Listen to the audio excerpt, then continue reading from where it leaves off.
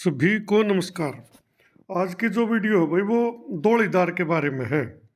दौड़ीदार, बूटीमार, बोंडेदार, मुकरारीदार, तो सारी बात करेंगे।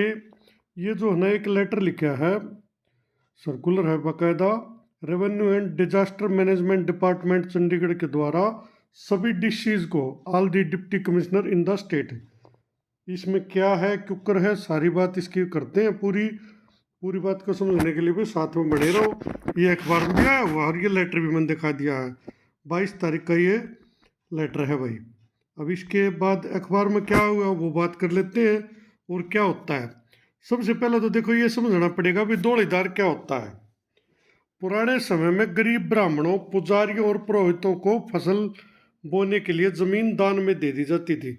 यानी पुराने टाइम में क्या था, जमीन तो थी ज़्यादा और आदमी थे कम, तो जो पंडित जी होते, पुजारी होते, उन कई बार राज्य होकर, कई बार गरीबी देख कर, कई बार किसी और कारण तो भाई उनको फसल बोने के लिए दी जाती थी। क्योंकि उस टाइम कीमत कुछ थी नहीं जमीन की भी, ना को मान्यार था, ना को खरीदार था, ना कोई बेचनिया था। पीछे नहीं थे, पहली बात है खरीद बेचेंगे जब ना, जब पीछे होंगे, पैसे नहीं थे किसी के पास, तो वो जो ना बोने के लिए उनको जमीन दे दी जाती थी भाई। यह जमीन पंचायती होती थी, जिस पर उनका मालिकाना हक तो नहीं होता था।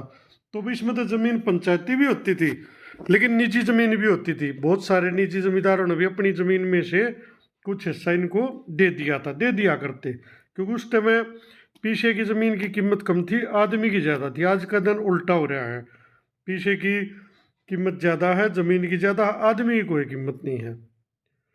लेकिन वह जिस पर उनका मालिकाना हक नहीं होता था, लेकिन वह फसल बोकर प्राप्त होने वाली आमदनी को अपने ऊपर खर्च करने का अधिकार रखते थे। तो भाई उसका जो है ना मालिकाना हक तो होता नहीं था, लेकिन उसमें जो फसल होती थी उस पर उसका हक होता था। इस श्रेणी के लोगों को दौड़ीदार, बूटीमार, बोंडेदार, मुकरारीदार, यानी ये तीनों चारों एक ही श्रेणी है।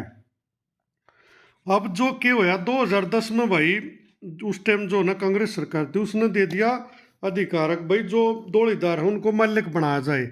यानी जो म्यूटेशन होता है, इंतकाल होता है, वो उनके नाम किया जाए और इनको पूरी तरह से मालिक बनाया जाए, सिर्फ दौड़ीदार न रखा जाए।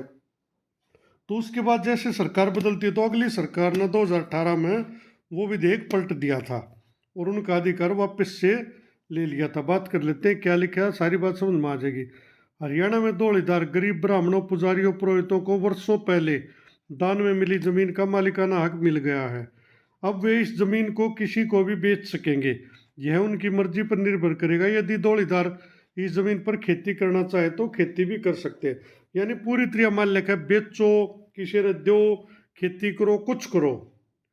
इस संदर्भ में वित्त आयुक्त एवं राजस्व एवं आपदा प्रबंधन विभाग के अतिरिक्त मुख्य सचिव TVSN प्रसाद ने सभी जिला उपायुक्तों को आदेश जारी कर दिए हैं। इसके लिए हरियाणा दौड़ीदार, बूटीमार, बोंडेदार, मुकरारीदार मालिकाना अधिकार निहित अधिनियम में संशोधन किया गया। यानी 2008 में जो संशोधन किया है उसमें अब दोबारा से अमेंडमेंट किया है। इसके तहत निजी व्यक्ति और संस्थाओं को दान में मिली जमीन को बेचने पर कोई रोक नहीं हुई।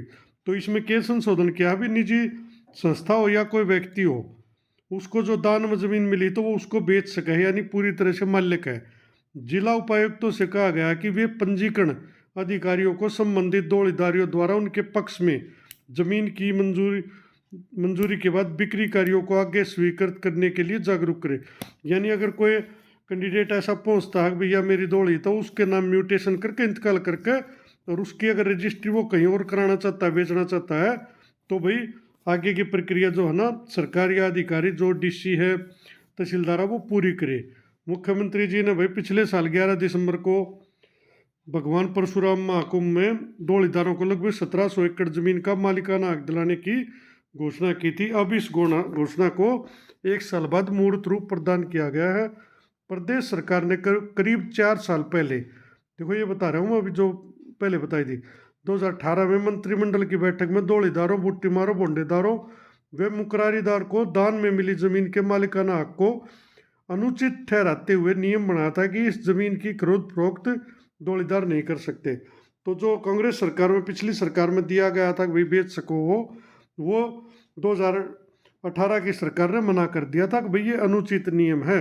जो पुरानी सरकार ने किया, ये अनुचित किया था, आप इस ज़मीन को ऐसी ज़मीन पर सिर्फ काश्तकारी हो सकती है, यानी आप इस पर काश्तकारी के तो खेती, आप इस पर खेती कर सकते हो। वो खेती की जो जिन्स है, वो जो भी इनकम है, जो गेहूँ चावल जो आप बो हो वो आपका है, लेकिन ज़मीन के मालिक आप नहीं हो। 2018 में 2010 का जो नियम था उसको पलट दिया था।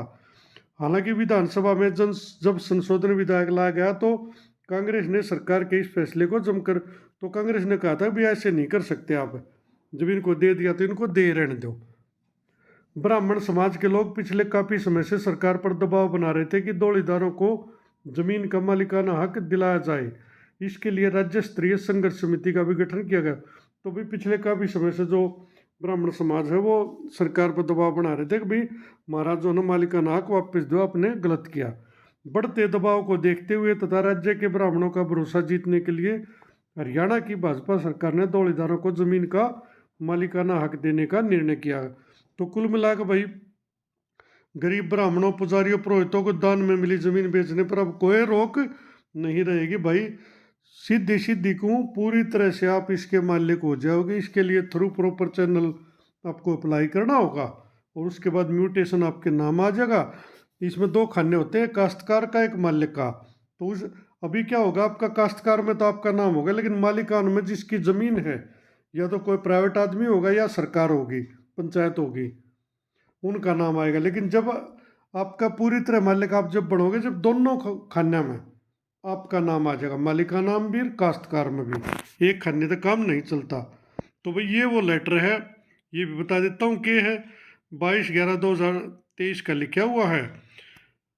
Alienation sales ETC land vested mutated in the Dohlidar ETC under the Haryana Dohlidar, यानी कि 2010 का जो एक्ट था उसके अनुसार बात कर रही है। As you are well aware, जैसे कि आपको पता है, lands belonging to private individual entity, यानी कोई प्राइवेट आदमी हो या कोई संस्था हो, हैव इन्वेस्टेड इन द दौड़ीदार, वे दौड़ीदार के हक में इनका जो है ना नियत कर दिया था, यानी इनके नाम कर दी थी वह जमीन। किस under the Haryana Dohlidar, Butimar, Bhondedar and Mukarraridar vesting of proprietary rights act 2010, यानी 2010 का जो एक्ट था उसमें यह जमीन इनके नाम कर दी गई थी, इनके अंदर निहित कर दी गई थी, यानी मालिक बना दिए थे। अब आगे क्या करते हैं, as amended by the Haryana Dohlidar Butimar, यानी इसका नाम बदल के Haryana Butimar, Bhondedar, Mukarraridar vesting of property rights amended act 2018, Haryana act number 26 of 2022। अब क्या कहते हैं, after decision of the competent court of the collector regarding vesting of the land in the Dohlidar etcetera, भाई जब कंपिटेंट अथॉरिटी जो थी, जो कोर्ट थी, इनकी अपनी होती है रेवेन्यू की, उसने जो ये डिसीजन लिया है कि भाई जो जमीन का जो म्यूटेशन है, यानी अधिकार पूरा तरह मालिकाना हक, वो दौड़ीदार के या जो बोंडेदार, मुकरारीदार वे उनके नाम किया जाए। Mutation therefore have been sanctioned in favour of the private individual entity and, यानी वो जो म्यूटेशन है वो इन प्राइवेट इंडिविजुअल या कोई आदमी हो या कोई संस्था उनके नाम किया जाए। एंड इनकॉर्पोरेटेड इन द जमाबंदी, और जमाबंदी में भी जो है ना दर्ज किया जाए। जमाबंदी बता दो, जमाबंदी भाई हर साल 4 साल में तैयार होती है, यानी इस 4 साल के बीच में जितनी खरीद फरोख्त होगी उनकी होती है रजिस्ट्री। उस रजिस्ट्री को फिर 4 साल बाद उस जमाबंदी में डाल देते हैं, उसको हम जमाबंदी बोल देते हैं। हर 4 साल में नई तैयार होया करवा। तो अब देख लेते हैं, इफ ड्यू, अगर कोई ड्यू है इन अकॉर्डिंग्स विद कानून के अनुसार कोई ड्यू है तो उसको जो है ना दर्ज किया जाए। As a consequence of the same, ये जो कुछ भी होया है, this Dohlidar etcetera have become actual land owner, तो इस सब के बीच में जो है ना ये दौड़ीदार थे वो जो है ना एक्चुअल, यानी कि असली मालिक वो बन गए हैं ऑफ द लैंड, यानी आज के दिन वो उस जमीन के मालिक बन गए हैं in their occupation and position. लेकिन इसके लिए एक शर्त है, मैं वैसे बता देता हूँ भी, जो भी जमीन जिस पर उनका कोई ऑक्यूपेशन है, कब्जा है, यानी वो उस पर आज के दिन वो बैठे हुए होने चाहिए। यानी मान लो एक किला तो उस पर उसकी काश्तकारी उसकी होनी चाहिए, कब्जा उसका होना चाहिए।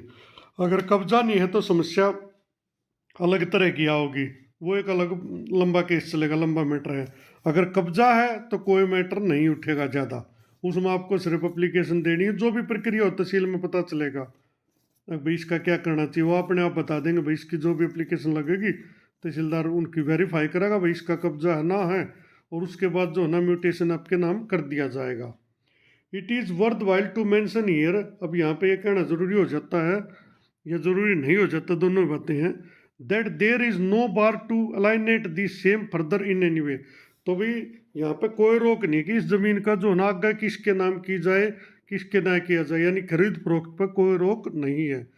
In the light of the above it is requested that you may make all the registering officers in the district well aware to further register sale deeds etc.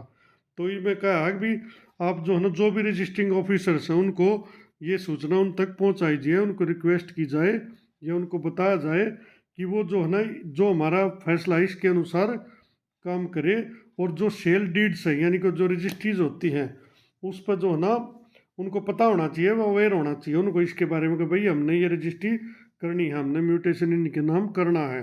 अगर कोई म्यूटेशन होने के बाद ज़मीन को बेचना चाहता है, इफ़ डिजायर्ड सो, अगर कोई इच्छा करता है तो उसकी जो है ना रजिस्ट्री की जाए by the concern Dohlidar after sanctioning of mutation in his और हर फेवर, यानी पहले जो है ना म्यूटेशन दर्ज होगा उसके बाद इस ज़मीन की खरीद फरोख्त की जा सकती है in accordance with the provision of the registration act 1908। It is to be ensured that these instructions are complied with in letter and spirit, यानी जो लेटर है इसकी स्पिरिट यानी इसके बिल्कुल अनुसार, यानी इसको को और संदर्भ में ना लेकर इसके अनुसार जो है ना काम दिया जाए। तो कुल मिलाकर अब कति अपनी भाषा में बता दूं भाई, जो 2010 में जो अधिकार दिया था दौड़ीदारों को वास्तविक मालिक बनाने का वो 2018 में अनुचित ठहरा दिया था। अब उसके बाद अब जो ना ब्राह्मण समाज लगातार आवाज़ उठा रहा था भाई हमने तो यह ज़मीन थी रिया आप इसका मालिकाना हक नहीं दे रहे, वो का हम क्या करेंगे। चलो हालांकि देखो बड्डे जो हमारे बड्डे थे किसी के भी थे सबके थे जिनने भी दी उनने ज़मीन दी थी बोन खानती मालिक बनाती उनने भी नहीं दी थी। उन्हें ये कहा था भाई ठीक है जब तक तू जीवा है बोए जा, पीढ़ी दर पीढ़ी वो ऐसे ही चलती रहती थी। मालिक के खाने में जो मालिक था उसका काश्तकार के खाने में इनका नाम आ जाता है, एक तरह से कॉन्ट्रैक्ट सा होता था यो। और बाई चांस यह ज़मीन एक्वायर हो जाती थी तो 70% के लगभग 70 या 60 ऐसा ही है कुछ वो मालिक को मिलता था, और 30-35% 40 वो जो है ना दौड़ीदार को मिल जाता था। लेकिन उसके बाद जो पिछली सरकार थी उसने नियम बना दिया था कि भाई नहीं इनको जो है ना पूरी तरह से मालिक बनाया जाए, और बहुत जगह पर मालिक बनाए भी गए। उसके बाद जब नई सरकार आई उसने ये हिसाब लगाया कि ज़्यादातर पंचायती ज़मीन को तो ये बेच जाओगे क्योंकि ये मालिक हो जाएंगे, पंचायत का नुकसान होगा सरकार का नुकसान होगा, तो इन्होंने उसको जो ना वापस ले लिया था। अब देखो मुझे नहीं पता अब क्या हालात बने क्या नहीं बने, तो एक बार कुछ लिखो और कुछ को लिखो, लेकिन अब जो है ना सरकार ने वापस से वो अधिकार प्रदान कर दिया है, यानी कोई भी दौड़ीदार है अगर उसका पोजेशन है कब्जा है उसके अंडर में है वो ज़मीन तो उसको मालिक अब बनाया जा सकता है थ्रू प्रॉपर चैनल।